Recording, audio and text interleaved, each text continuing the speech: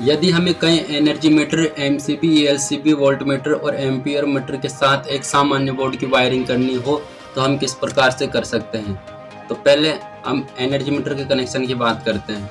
तो energy meter में तार जोड़ने के लिए 4 टर्मिनल बने होते हैं, 4 टर्मिनल पॉइंट बने होते हैं, जिसमें पहले वाले पॉइंट में फेज की सप्लाई को इन करवाते हैं तथा चौथे वाले यानी लास्ट वाले पॉइंट से फेज की सप्लाई को आउट करवा लेते हैं।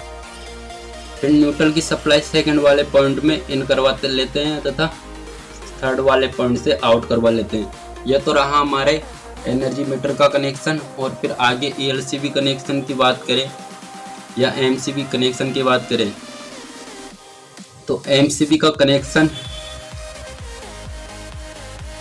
पहले न्यूट्रल की सप्लाई एमसीबी के एक पॉइंट में इन करवा लेते हैं और फिर फेज की सप्लाई एमसीबी के दूसरे पॉइंट में इन करवाते हैं।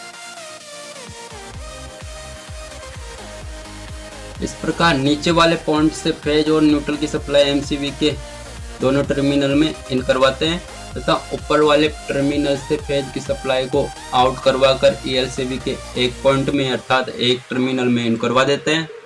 इसी प्रकार न्यूट्रल की सप्लाई एमसीबी की दूसरे टर्मिनल से आउट करवाकर एलसीबी के दूसरे टर्मिनल में इन करवा देते हैं। फिर एलसीबी से फेज की सप्लाई आउट करवाकर वोल्टमीटर के एक पॉइंट में इन करवाते हैं। फिर न्यूट्रल की सप्लाई एलसीबी के दूसरे पॉइंट से आउट करवाकर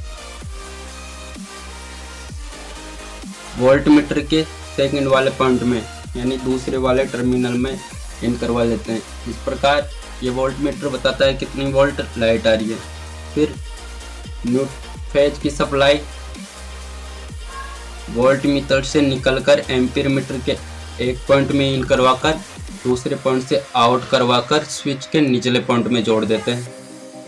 यह स्विच है। फिर न्यूट्रल की सप्लाई वोल्टमीटर से आउट करवाकर सॉकेट के एक पॉइंट में जोड़ते हैं। अब इंडिकेटर है लगा हुआ है तो इंडिकेटर को भी जलने के लिए न्यूट्रल फेज दोनों की आवश्यकता होती है। इसे लगातार जलना होता है, इसलिए फेज की सप्लाई इंडिकेटर के एक पॉइंट में जोड़ते हैं और न्यूट्रल की सप्लाई डी इंडिकेटर में एक पॉइंट में जोड़ देते हैं। इस प्रकार इंडिकेटर का कनेक्शन डायरेक्ट हो जाता है। जैसे ही सप्लाई आती है तो ये जलने लगता है और फेज की सप्लाई सॉकेट को स्विच के माध्यम से मिलती है, जिससे स्विच को ऑन ऑफ करने पर ये सॉकेट कार्य करने लगता है। इस प्रकार हम अगर किसी बोर्ड या पैनल बोर्ड में MCB, LCB, voltmeter, ampere meter लगा हुआ हो तो इस प्रकार से वायरिंग कर सकते हैं।